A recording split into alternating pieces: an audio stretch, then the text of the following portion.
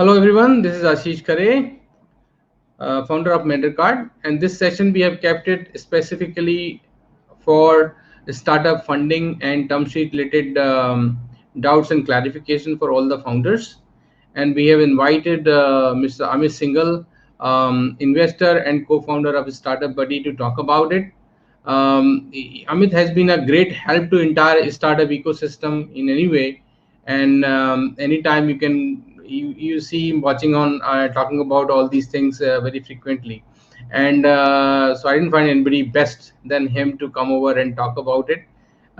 He has been investors also, and many portfolio as he has created for startups for many years. So let me invite Amit Singhal on the screen, and then we will talk about the entire process of funding, and then finally getting into it. Hello Amit ji, how are you? Uh, Hi Ashish, I'm good. Thank you very much for joining us once again at MentorCard, and we always have pleasure to talking to you. And today, as discussed, that we have a specific topic to talk about, and I have listed down many questions from various startup founders in last couple of days. That what the most they struggle when they start a startup, and what are their at various stages they have a different problem. So somebody is experienced, somebody is initial stage, somebody is growing, somebody is learning by making mistakes. So all that is keep happening, right? So let me start with that So basically, that is the part of startup journey. And to be very honest, first of yes. all, I would like to congratulate you to having compiling all the problems at one place and helping startup ecosystem so frequently. So I would like That to is the idea. thank you That as is well. the idea. That is the idea that it reaches to everybody, and this has been particularly recorded for app subscribers. So whosoever comes and download the app, they will be able to watch it, and it will reach to all startup ecosystem across through direct channel as well as incubators and accelerators. So that is the whole idea. So I have compiled many questions for you, and today I'm going to take a lot of time from you for sure, and No once problem. I for have all that sufficient we will time. have all the doubts clear. Thank you Sure. very much. So starting from the first thing first is that people are always confused about, okay, what are the various stages and types of funding happens in the startup ecosystem. People are confused about seed and versus angel versus VC, all those, especially the early stage startups, right? So they don't know many terms on these kinds. So maybe little explanation or definition of these which they can understand faster. Sure. So Ashish, there is no fixed terminology or the fixed definition of any of the stage of startup funding, but we have borrowed so many terminology from the Silicon Valley because the startup ecosystem first arrived at Silicon Valley, then only we borrow the term. So as a layman, I would like to explain that first stage, which is considered as a first stage in the startup, that is called friends and family round. And again, I'm repeating, it is not necessary that every stage should be taken by all the startups. It depends that some startups can go directly to the third stage as well. But if I will consider or explain all the steps, first will be taking funding from friends and families. Then the second stage can be seed round. Third can be series A. Fourth can be then series B, C, D, and so on. So as an investor, what we consider whenever you raise funding more than US dollar 3 million, then we treat that as a series A. Before that entire thing, whatever you raise, that is called seed round. The seed round normally happen between 50 lakh rupees to half a million dollar.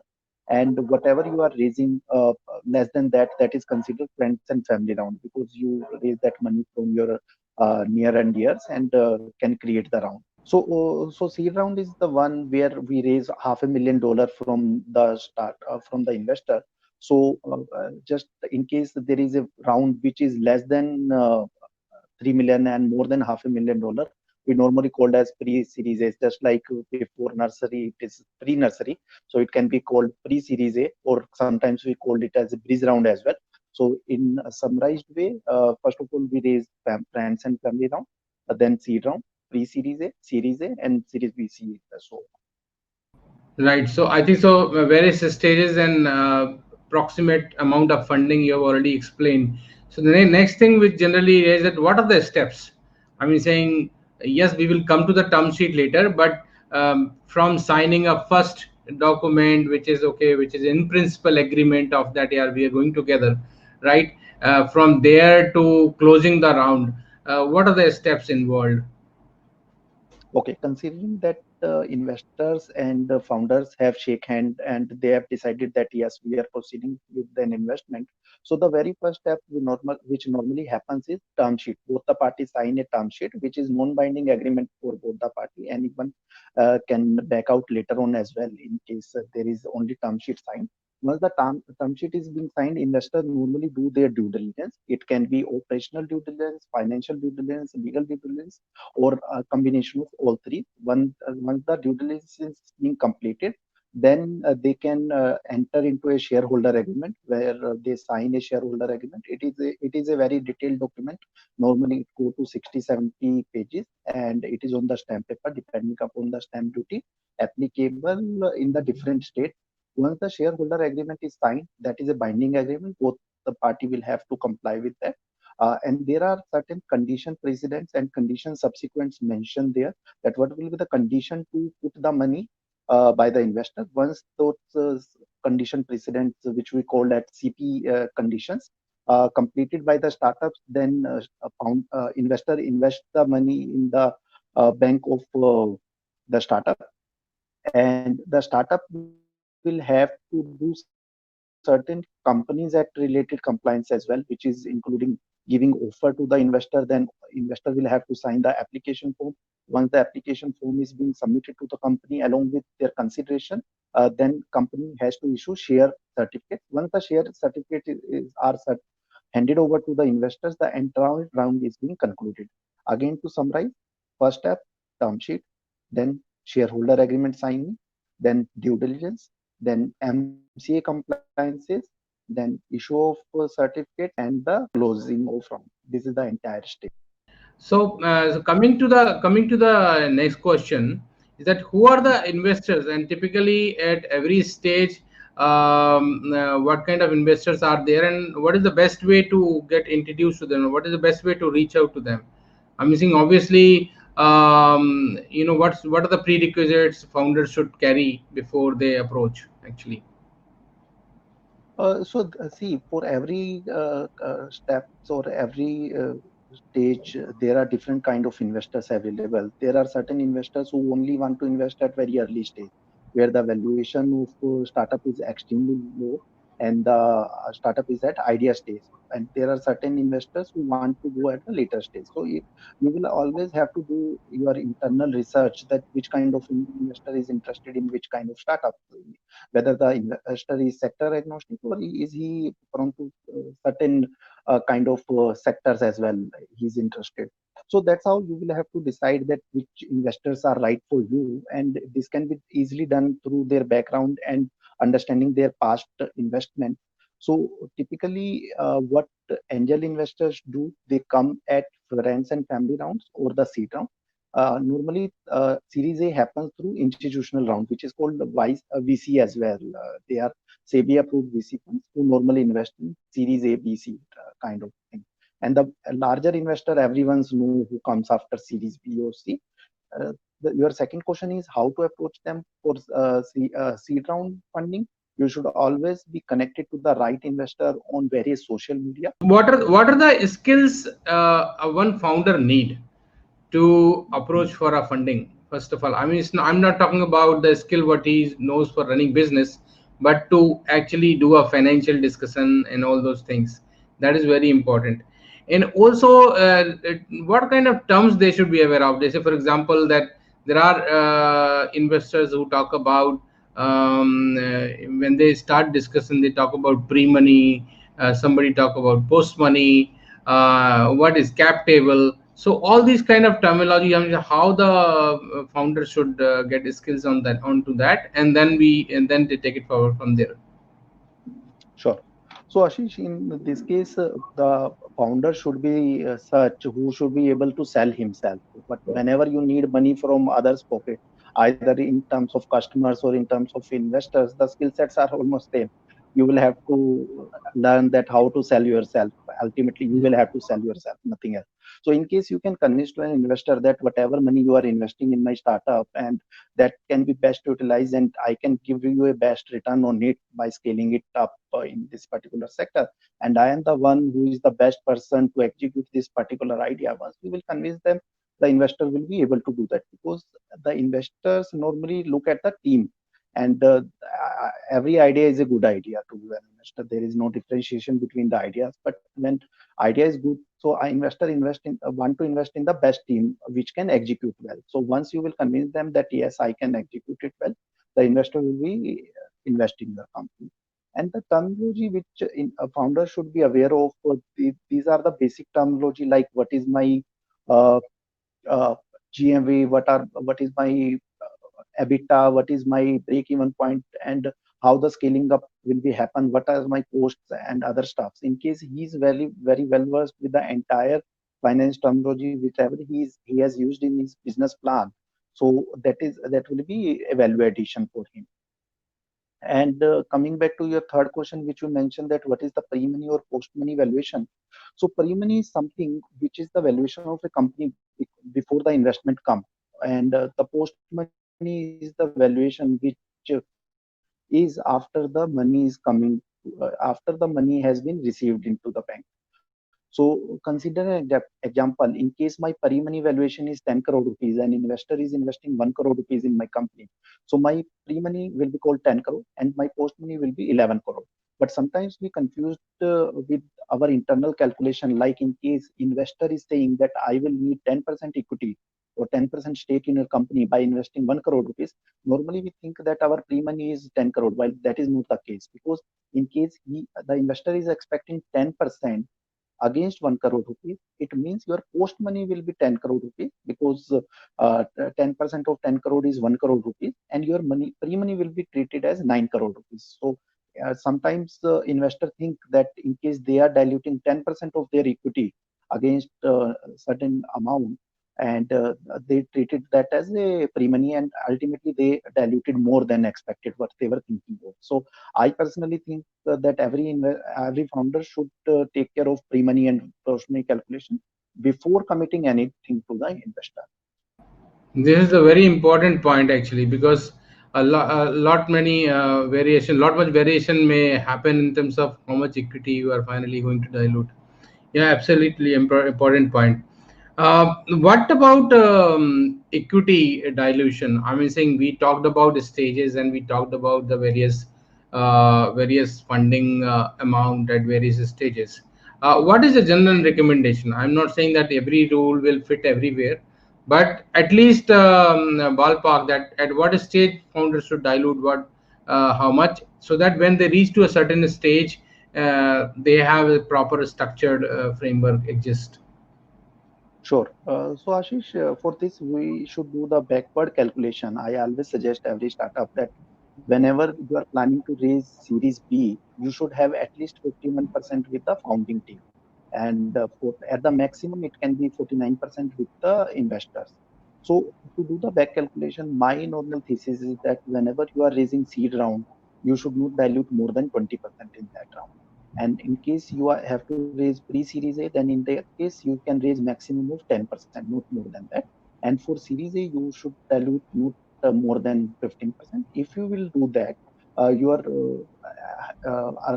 remaining part for the founder will be more than 55% in series B, because we will have to understand the mathematics behind that as well. Sometimes what we do, we simply total all three items, like 20%, 15%, and 10%, which comes to around 45%. While this is not the case, because in case at the first round, if you will dilute 20%, it means the founders have 80% equity with them and investor have 20% equity with them. So in next case, in bridge round, in case you will dilute 10%, it means that founders have diluted 8% out of their 80%. The ultimate balance is 72%, and investors, earlier investor also diluted 10% of 20% of 10%, which will come to 2%. So ultimately they will remain with 8%. So you have diluted 8% only in the second round.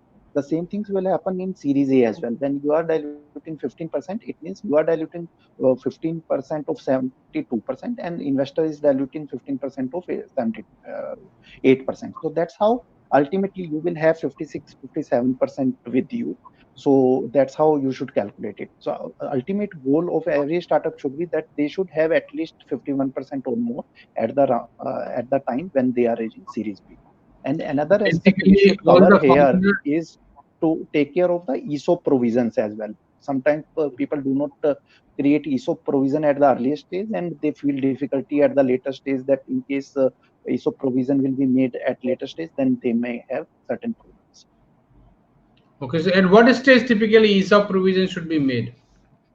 ESOP provision, Before angel as or per my suggestion, at the seed round itself, you should make the ESOP provision. Before seed round, it is not required at all because the entire decision is with founding team only. The purpose of ESOP, make the ESOP provision is that in case you want to compensate some of your key members through ESOP, you will not need to take approval again and again from the investors. So how the things happen that the whenever you prepare the cap table, you will have to prepare in such a way where there should be a provision for ESOP, and it should be approved by investor that yes, this ESOP provision is being made. This is a virtual pool.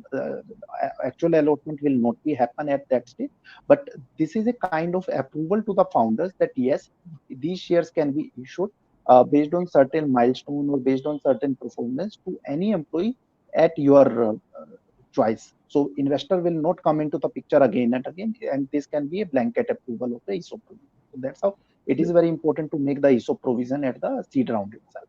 so basically that it can be done in advance, right? So even if you're not issuing to an employee today, but in future employees you will be issuing, but you allocated something for ESOP. So if somebody has a authorized capital, so they will be allocated out of the pool of the stock, right?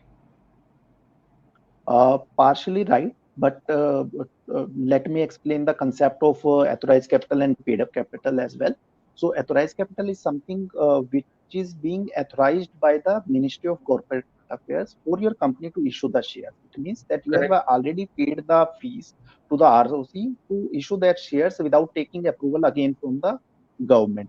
So, as an example, consider that a company has 1 lakh equity shares of rupees 10 each, and the authorized capital is 10 lakh rupees. While they have issued till date 10,000 shares at rupees 10, which is 1 lakh rupees only, so they can issue another 90,000 shares at any time without going to the government. They Right. will have to inform them post issuing. The ESOP provision is something which is over and above 1 lakh rupees paid up capital. You can say to the investor that I have created a pool of 1,000 shares, which will be issued to number of employees in the company at different type. And this is the scheme which I have created. You will have to create a ESOP schemes as well, which will describe that which kind of employees or which level of employee will get how many shares out of this, and those can be issued without going to the shareholder for doing EGM. EGM is extraordinary general meeting because it is expensive and it is kind time consuming. Once any employee fulfill that requirement, whatever is mentioned in the ESOP scheme, they can simply issue the certificates to them. And for ESOP, it is also important that employee should be with you for at least 1 year. Unless and until any employee complete the 1 year with the company can't issue physical share certificate to them. The options can be given to them, but the grant can't be done unless and until you will complete 365 days. Okay, okay. I think so. We got a good detail here. Um, and coming to the point of the pitching, right?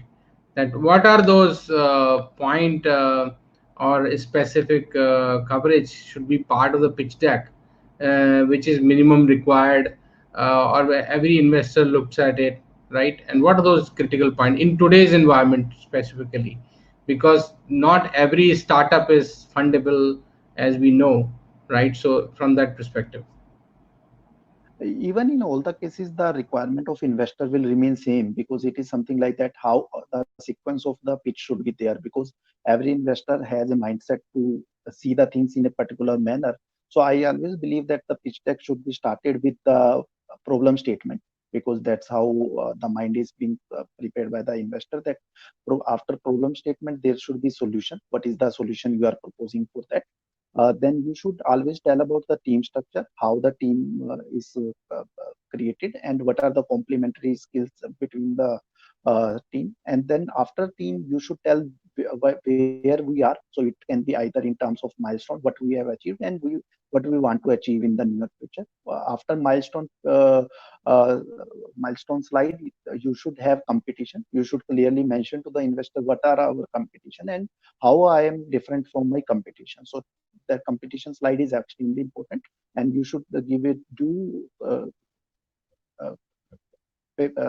you should give due things to the thing, because this is extremely important slide. Once you have completed the slide, then you should have the market size, and this should be the major things in the slide.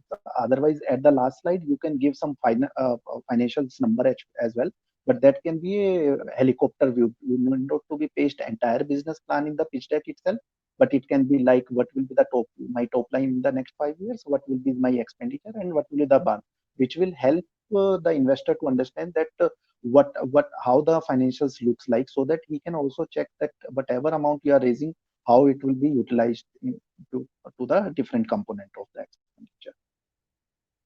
Yeah, it makes sense. One important point comes all the time in the investor discussions at the end is generally that investor asks, okay, how are you going to plan to give us the exit?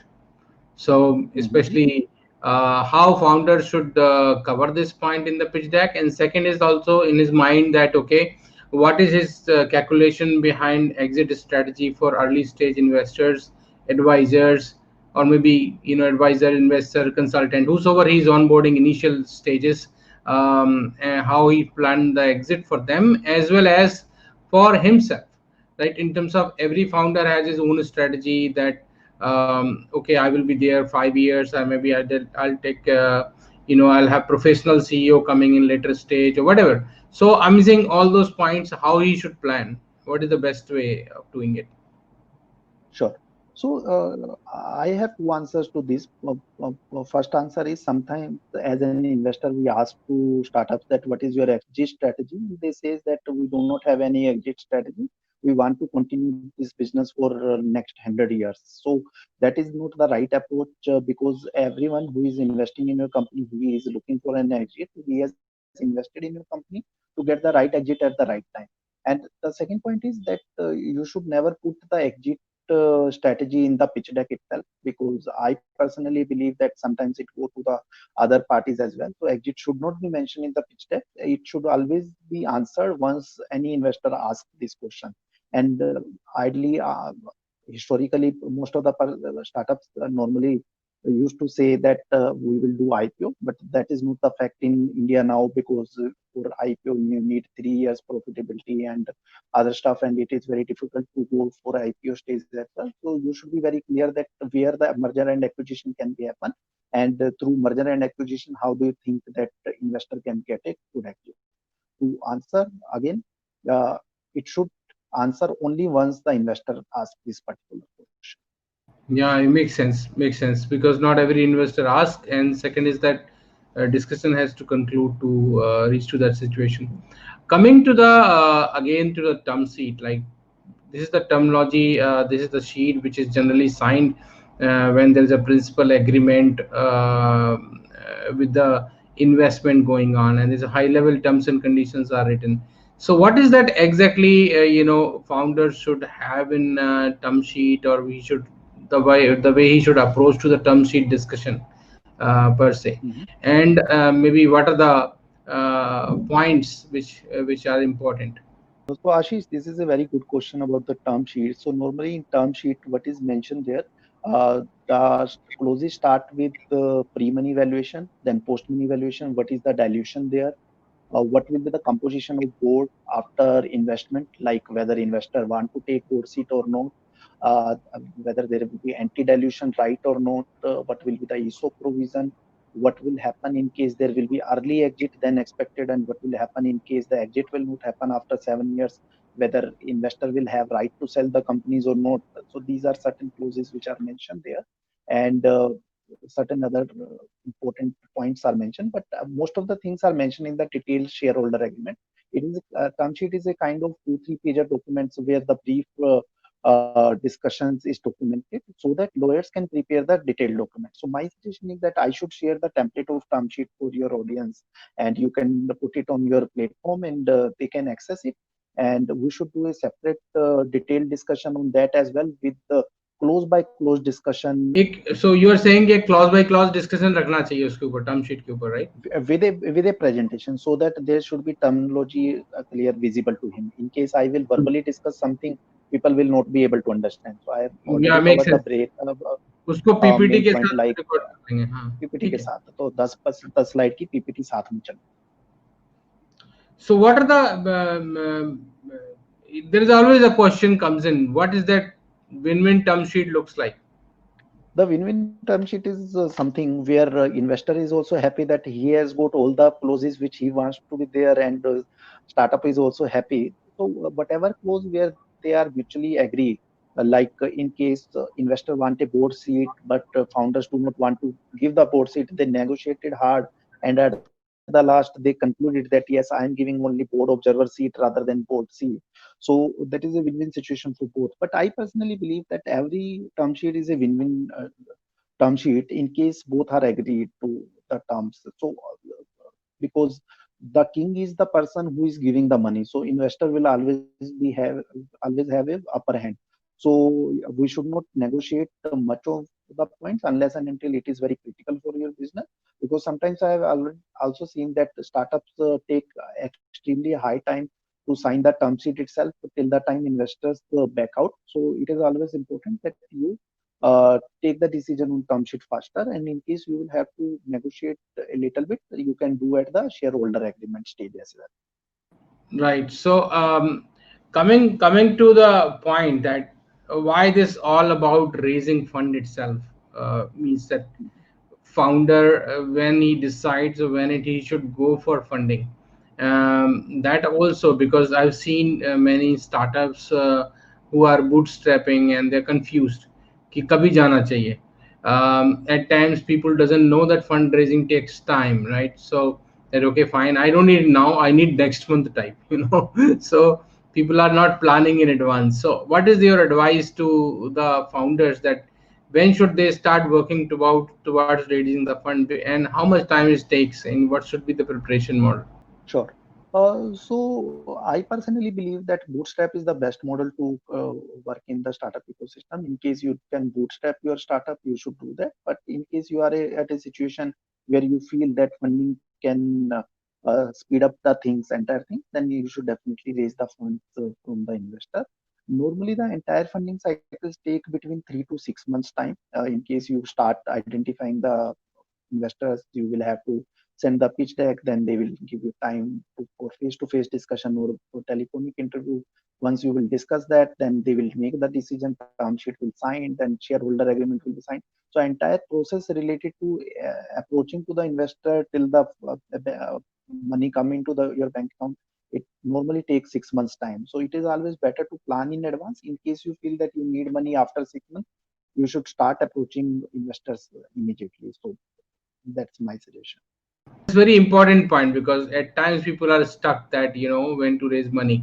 Coming to the last question for today session, at least, is that how Startup Buddy can help all these startups who are working either in the before funding, after funding, during how organizations running, etc. Because I've seen that you have been helping people all across the ecosystem, whether they are startups or accelerator or incubator, or involve all aspect of the area. So I would like to hear from you, and so that the people know that how they can approach and what is the way to approach Startup Buddy. Sure. So Ashish, I started this organization in 2015 with an aim to become a one-stop solution for the support function of the startups, and we are moving in that direction only. So we started with virtual CFO services, where we were helping startups in company incorporations and the entire finance functions, which include accounting, payroll, TDS, GST, secretarial compliances, FEMA compliances. And slowly we have added other supporting functions as well, which include IPR advisory, it includes some marketing advisory and some kind of go-to-market strategy, where we are handholding the startups in that front through our network or a partner. So that's how we are helping, and anyone can reach out to us at our website, through our website, or at our email, which is info@startupbuddy.co.in, and they can write it to us, and we will be happy to serve them as a team, because they need not to go to many consultants together. So all the consultants like chartered accountant, company secretaries, lawyers, and other consultants, they can find out under single umbrella. At under one roof they can get everything. I think so. Thank you very much, Amitji. I think so. We covered most of the things, except the term sheet. We will have one session, and separately on the clauses. Someday we will plan and then take it forward from there. Thank you very much. So thank you. Thanks a lot. So this was Amit Singhal. I think so. We talked about startup funding, like from very basic stage to the even VC level. All the point he covered very well, and I suggest you people to go through this video and again and review all the questions which has been asked and his answers towards it. Also, you can reach out to their website and then find out more detail about it. And we at MentorGuard, in any case, are there and within the platform stay and keep watching various videos and programs, and also keep interacting with various mentors across. Thank you very much.